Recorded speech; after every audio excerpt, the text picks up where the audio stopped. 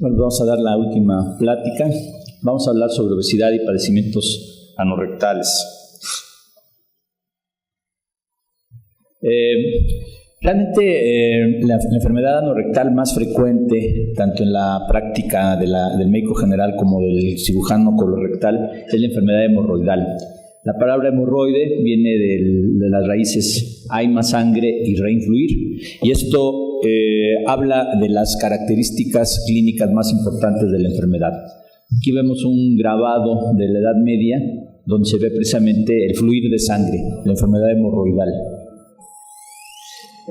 Hay mucha controversia también en cuál es el concepto de lo que estamos hablando. Si estamos hablando de enfermedad hemorroidal, si estamos hablando de hemorroides, si estamos hablando de plexos hemorroidarios. Actualmente se acepta que los plexos hemorroidarios, las hemorroides, son parte de la anatomía normal de todos los individuos, y cuando estos sufren dilatación varicosa, dilatación de los plexos arteriovenosos y producen signos y síntomas, entonces hablamos ya de enfermedad hemorroidal. Entonces aquí precisamente comentamos que los cojinetes hemorroidales son estructuras normales del conducto anal, y la dilatación y la aparición de síntomas es lo que corresponde a enfermedad hemorroidal.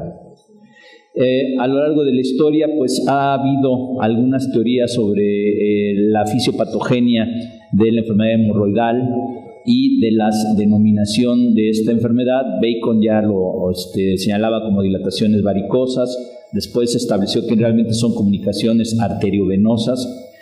Cuando uno hace una hemorroidectomía ve que el sangrado es de tipo arterial, no es de tipo venoso, porque en realidad son plexos arteriovenosos. Thompson ya hablaba de las almohadillas anales, y Hancock estableció la teoría de que existe una disfunción del esfínter anal interno, es decir, que hay un aumento de la presión del esfínter anal interno que impide el retorno venoso, y esto ocasiona la dilatación de los plexos arteriovenosos hemorroidales.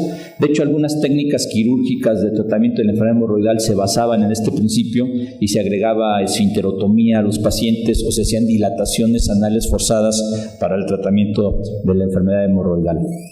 Aquí vemos un dibujo, ¿verdad?, donde vemos los plexos hemorroidarios internos y externos que están en la submucosa, los internos, y esta zona del tubo digestivo es especialmente diferente al resto del tubo digestivo porque no existe la capa muscular de la mucosa. Solamente dos partes del tubo digestivo donde no hay capa muscular de la mucosa: la vesícula biliar y el canal anal. Entonces esto hace que la lámina propia y la submucosa formen una capa común, y esto pues favorece la dilatación de los plexos arteriovenosos hemorroidarios.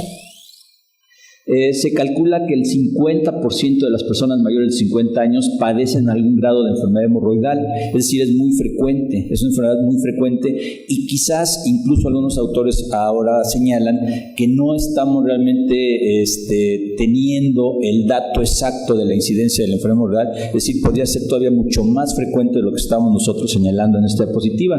En Estados Unidos se calcula que 10 millones de personas padecen enfermedad hemorroidal, y a nivel mundial se habla de una incidencia que va del 4.4 al 6% sin que exista diferencia entre sexos. Se han señalado algunos factores predisponentes de enfermedad hemorroidal. Dentro de los factores predisponentes, quizás el más constante es el antecedente familiar.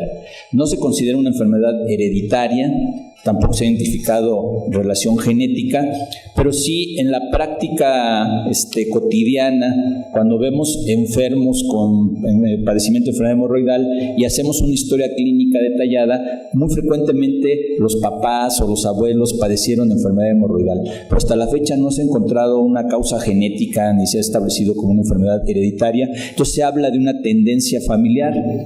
Otro factor es el estreñimiento, ¿verdad? El estreñimiento es un factor que también, aunque hay algunos artículos que ponen este tópico o esta situación en controversia, el estreñimiento provoca un aumento al esfuerzo durante la evacuación, y esto pudiera favorecer también la dilatación de los plexos hemorroidarios. Y otro factor es la posición erecta. Hace algunos millones de años Bueno, el hombre tiene que existir aproximadamente casi 1 millón de años. Antes de 1 millón de años, pues éramos cuadrúpedos, entonces no teníamos enfermedad hemorroidal. Al adquirir la posición erecta, entonces aumentamos la presión hidrostática en este sitio. Y este sitio no se ha adaptado filogenéticamente, como ha ocurrido con las venas de los miembros inferiores, donde ya tenemos válvulas y entonces es más difícil la dilatación de estas venas. Aquí no tenemos válvulas. A lo mejor dentro de algunos miles de años la evolución filogenética nos dote de válvulas en esta región y ya no tengamos enfermedad hemorroidal. Pero la posición erecta es otro factor predisponente de enfermedad hemorroidal. La ausencia de válvulas, como decíamos, no hay válvulas en esta zona. La hiperfunción del esfínter anal interno, lo que comentábamos de la teoría de Hancock, la obstrucción del retorno venoso, la hipertensión portal. La hipertensión portal se ha relacionado más que nada con la aparición de complicaciones de la enfermedad hemorroidal. Realmente no hay trabajos bien llevados que establezcan que es más frecuente la enfermedad hemorroidal. Lo que sí es más frecuente es que sangren, que se trombosen, que tengan alguna complicación los pacientes que padecen hipertensión portal. Y el embarazo es otro factor, pero más que por el factor mecánico, es por los factores hormonales. Durante el embarazo, la progesterona inhibe a la motilina y esta inhibición hace que la embarazada se vuelva más estreñida y este estreñimiento favorezca el desarrollo de enfermedad hemorroidal. Otro factor predisponente que sí está bien estudiado en trabajos serios es el tiempo de evacuación, ¿verdad? El tiempo que tarda el paciente en evacuar. Hay personas que van a evacuar y se llevan ahí el Schwartz o se llevan ahí el TV Notas, ¿verdad? Y mientras se leen todo el chisme del TV Notas, ahí están sentados en la taza del baño, que es una circunferencia, y entonces todo el peso del individuo se concentra en la región anorrectal. Entonces, los malos hábitos de evacuación sí son un factor predisponente de enfermedad hemorroidal muy serio. ¿Y qué hay con respecto a la obesidad? Bueno, pues en realidad existen pocos estudios, si uno se mete a las bases de datos, hay pocos estudios que hablen de obesidad y enfermedad hemorroidal, pero podemos asumir que los pacientes obesos tienen malos hábitos de alimentación, sufren de más estreñimiento, tienen mayor peso corporal, que puede también provocar alteraciones vasculares y precipitar la dilatación de los poros arteriovenosos. Pero en este trabajo de Nelson y Apkarian, Henrat Bakarian, que es un coloproctólogo que frecuentemente asiste a México a los congresos de cirugía de colon y recto, él está en Chicago, en el Cook County Hospital de Chicago. Hicieron un estudio pues muy sencillo de 102 pacientes y ahí sí encontraron que la obesidad y lo que decíamos, el tiempo prolongado durante la evacuación se asocian con mayor frecuencia a enfermedad hemorroidal. Por otra parte, la fisura anal es otro padecimiento muy frecuente en esta especialidad en las enfermedades benignas anorrectales. La fisura anal es una solución de continuidad en el anodermo y ocasiona un dolor muy intenso. A veces el paciente se vuelve tan aprensivo para la evacuación que no puede evacuar, ¿verdad? Llega y siente tanto dolor, tanto molestia al momento de evacuar que retarda mucho la evacuación. Realmente la fisura anal se puede considerar como una solución de continuidad, como una grieta, como una erosión. En sus fases crónicas ya se transforma en una úlcera, en una llaga en esta región. Y ahí vemos una fisura anal crónica, ¿verdad? Una úlcera anal, una fisura anal crónica. Se localizan generalmente en las comisuras y el diagnóstico se hace por inspección. Tenemos que separar bien esta región y vemos entonces las fisuras anales. Si hacemos directamente un tacto rectal, no vamos a ver la fisura y lo único que va a pasar es que le vamos a ocasionar mucho dolor al paciente. Y es frecuente que las personas que no están pensando en este diagnóstico o médicos generales que no tienen suficiente información, hacen el tacto rectal, le duele mucho al paciente y le cuelgan la etiqueta de enfermedad hemorroidal y pasó inadvertido el diagnóstico de fisura anal. Entonces se hace por inspección. Aquí vemos otra imagen ya de una fisura más crónica, donde aparece una triada que se llama triada de Brody, donde hay una hemorroide centinela y una papila anal hipertrófica. La fisura anal puede ser inespecífica o idiopática, que es la mayor frecuencia de fisuras anales, o puede ser específica o secundaria a padecimientos particulares. La fisura idiopática es la que se localiza en las comisuras, en la comisura anterior y posterior, porque son los sitios menos elásticos del canal anal. Y generalmente la fisura anal se produce por el trauma durante la evacuación o algún otro tipo de trauma, pero generalmente al momento de la evacuación, si tenemos una evacuación dura o el paciente tiene un periodo de diarrea explosiva, entonces se sobredistiende esta zona, se pasa el límite de elasticidad y se desgarra, es un desgarro de la región anal. Y es posible que muchas personas pues sufran desgarros en esta zona, tienen un sangrado ahí leve, ardor, y con mucha frecuencia se resuelve de manera espontánea. Pero el problema es que muchos pacientes entran en un círculo vicioso donde el dolor, la fisura provoca dolor y el dolor provoca espasmo del esfínter anal. Y ese espasmo perpetúa la fisura porque provoca isquemia. Ya habíamos dicho que los vasos atraviesan el esfínter anal. Si el esfínter anal está en espasmo, entonces hay isquemia y esa isquemia hace que no cicatrice esta herida insignificante. Realmente es una herida insignificante. Si la ponemos en cualquier otra parte del cuerpo, cicatriza sin problema, pero aquí provocan signos y síntomas muy fuertes. Decíamos que pueden ser secundarias, es decir, puede haber enfermedades que propicien la aparición de fisuras anales, como la enfermedad inflamatoria intestinal, sobre todo la enfermedad de Crohn, colitis ulcerativa también, sífilis, herpes, tuberculosis, que ya vemos con muy poca frecuencia, los pacientes con inmunodeficiencia, pacientes con leucemia. Una neoplasia puede manifestarse como una fisura anal también, pero generalmente la localización es diferente y habitualmente a sus pacientes no les duele y cuando tocamos la lesión se siente indurada e infiltrada. Los problemas de amibiasis también, la amibiasis cutánea perianal se puede manifestar como fisuras anales. Generalmente estos pacientes pues también tienen una fisura de localización atípica y en espejo porque se autocontagia la entamoeba histolítica y tienen este tipo de lesiones.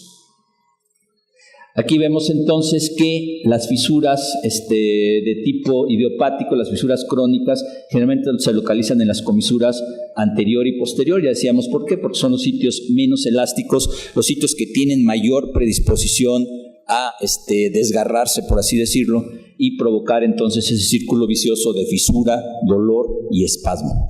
Y de hecho el tratamiento de la fisura anal, tanto farmacológico como quirúrgico, va encaminado a romper el círculo vicioso de fisura, dolor y espasmo. Y vemos que cuando hay fisuras de localización lateral, pues estamos pensando en fisuras de causa específica, es decir, de fisuras secundarias, no fisuras idiopáticas. Y ahí vemos enfermedad de Crohn, colitis ulcerativa, sífilis, tuberculosis, leucemia, inmunodeficiencia. La fisura aguda podemos considerarla como una erosión, en tanto que la fisura crónica ya podemos considerarla como una úlcera anal. Decíamos que se acompaña de ese complejo, de esa triada de Brody, de hemorroides centinela, fisura y papila anal hipertrófica. Ahí vemos precisamente la triada de Brody, ¿verdad? Vemos la fisura anal crónica, vemos hacia la parte superior,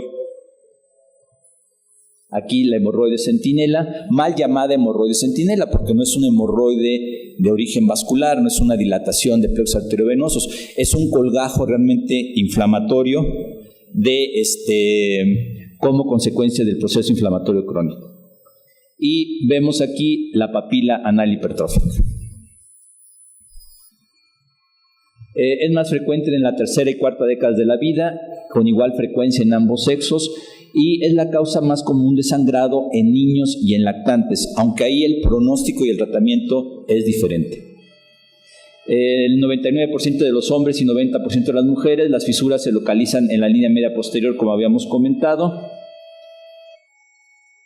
Decíamos, se debe a la sobredistensión del anodermo, lo que estábamos comentando, pero el dolor provoca hipertonía del esfínter anal, isquemia y retraso de la cicatrización o no cicatrización de la lesión. Habíamos comentado entonces la importancia del esfínter anal y vemos aquí que con respecto a la obesidad también hay pocos estudios. Aquí Mappel en el 2004 calculó una incidencia anual para fisura anal del 0.11%, es decir, 1.1 casos por cada 1,000 habitantes. Y encontró en este estudio que la obesidad fue la comorbilidad frecuente, fue una comorbilidad frecuente en la fisura anal, 13% en los pacientes obesos contra 7% en el grupo control. Y finalmente, nada más para para las fístulas anales. Las fístulas anales son otro de los problemas frecuentes en la región anorrectal. Como saben ustedes, tiene un origen criptoglandular en la mayoría de los casos, pero también puede tener otras causas. Se puede también deber a enfermedad inflamatoria intestinal, a problemas específicos, ¿verdad? Tuberculosis, trauma, fisuras. Aquí vemos los gérmenes más frecuentes en las fístulas anorrectales. Los signos y síntomas, pues hay una evolución del absceso hacia la fístula, van de la mano. Entonces en el absceso pues vemos los signos característicos de los abscesos, ¿verdad? Aumento de volumen, hiperemia, aumento de la temperatura local. Y lo que pasa es que un absceso en cualquier otra parte del cuerpo, si lo drenamos, se cura.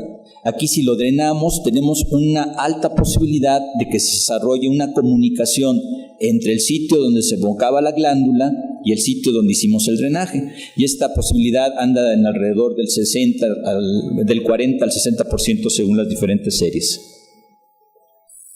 Aquí vemos la salida de pus a través del canal anal cuando hacemos compresión de un absceso. Aquí vemos la salida de material purulento a través del canal anal. Es una valva de Sims, ¿verdad?, que se usaba también para cirugía anorrectal. Por ahí en algún hospital me encontré una valva de Sims ya como reliquia histórica. Aquí vemos la clasificación de los abscesos, que se clasifican dependiendo del espacio donde se encuentren ubicados. Entonces podemos tener los perianales, isquiorrectales, pelvirrectales, submucosos, interesfintéricos. Esta es la clasificación de Parkes para las fístulas, según los sitios anatómicos que interesen, pero lo más importante es la involucración del esfínter anal interno. Si afectan el esfínter anal interno, entonces estaremos pensando en fístulas que pueden tener una complejidad mayor para su resolución. Entonces aquí tenemos que la mayoría de las fístulas son interesfintéricas. ¿Y por qué? Porque la unidad secretora de las glándulas que desembocan en las criptas anales se encuentra entre los esfínteres. Entonces la mayor incidencia de abscesos y fístulas es interesfintérica. Pero puede crecer el absceso o el trayecto fistuloso y entonces atravesar el esfínter. Entonces tenemos transesfintéricas en el 23%, supraesfintéricas en el 5% y extraesfintéricas en el 2%. Aquí vemos entonces los espacios donde se pueden ubicar los abscesos anorrectales y los trayectos que pueden seguir las fístulas. Siempre va a haber un orificio primario y un orificio secundario. Y el tratamiento pues se basa mucho en la identificación del orificio primario. Si se puede identificar el orificio primario, entonces podemos hacer un tratamiento exitoso. Hay diferentes modalidades de tratamiento: la fistulotomía, la fistulectomía, la aplicación de colgajos endoanales, la utilización de sustancias, pegamentos como pegamentos de fibrina o de tapones, ¿verdad?, que se pueden usar también para el tratamiento de las fístulas. ¿Pero qué hay con relación a la obesidad? Bueno, en este trabajo de Schwander, él encontró en 220 pacientes que los pacientes obesos tenían una mayor tasa de recurrencia después del tratamiento de las fístulas anorrectales. En este trabajo en especial, el tratamiento se hizo mediante colgajo endoanal. Pero decía, hay muchas modalidades de tratamiento. Una anécdota muy curiosa con respecto a las fístulas anorrectales y a la cirugía de ellas, que siendo una cirugía tan sencilla, digamos, entre comillas, cuando el trayecto no es muy complejo, dio pauta a un acontecimiento importante en la historia de la medicina. Luis XIV, el rey Sol, rey de Francia, el que hizo el Palacio de Versalles, tenía una fístula anorrectal y él quería que lo operara su médico. En esa época los médicos no eran cirujanos, los cirujanos eran los barberos cirujanos. Entonces mandó a su médico, al médico de la corte, Felipe de Toisier, a que operara a todos los presos de la Bastilla que tuvieran fístulas anorrectales.